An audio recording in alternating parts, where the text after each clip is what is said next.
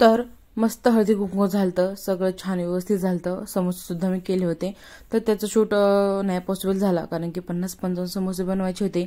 त्याच्यामुळे त्या दिवशी खूप गडबड होती, त्याच्यामुळे बाकीचं जे डेकोरेशन केलं होतं त्याचा सुद्धा मला व्हिडिओ करता नाही आला कारण की मी एकीकडे समोसे तळत होते आणि एकीकडे थोडं थोडं डेकोरेशन करत होते. त्याच्यामुळं मला त्या दिवशी खरंच पॉसिबल झालं नाही. पण मी ना 2-3 आयडिया मी तुमच्यासोबत नक्की नक्की नक्की शेअर करेन नेक्स्ट व्हिडिओमध्ये. हळदी कुंकू स्पेशल रांगोळीच्या, त्याच्यामुळे तुम्हाला थोडेसे फार आयडिया येतील.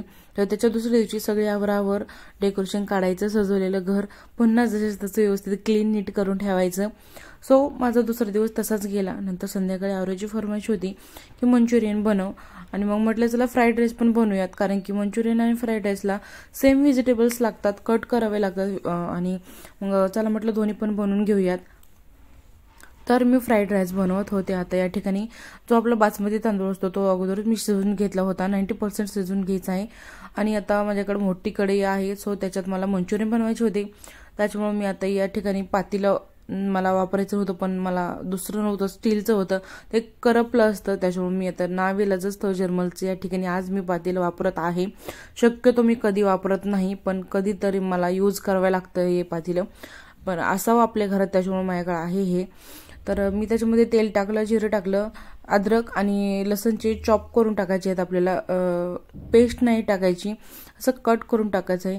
त्याचबरोबर खूप सारे व्हेजिटेबल्स टाकायचे आहेत. आता या ठिकाणी ज्या आपल्याला आवडतात त्यात तुम्ही टाकू शकता, किंवा प्रामुख्याने गाजर, टोमॅटो, ढोबळी मिरची, पत्ताकोबी, अनियन, कांद्याची पात, कांदा, या तुम्ही व्हेजिटेबल्स या ठिकाणी टाकू शकता.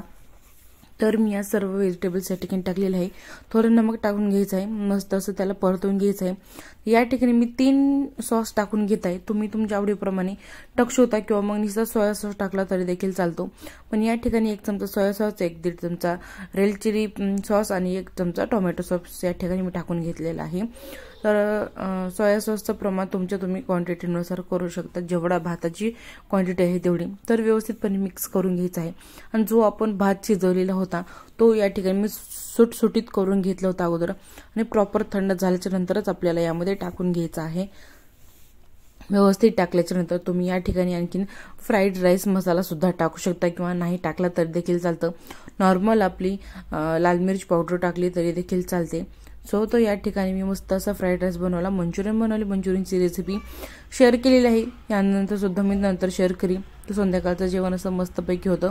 आय होप तुम्हाला पूर्ण टोटली ब्लॉग आवडला असेल आणि ही रेसिपी सुद्धा आवडली असेल. चॅनलला लाईक, शेअर, सबस्क्राईब करायला विसरू नका. Bye bye.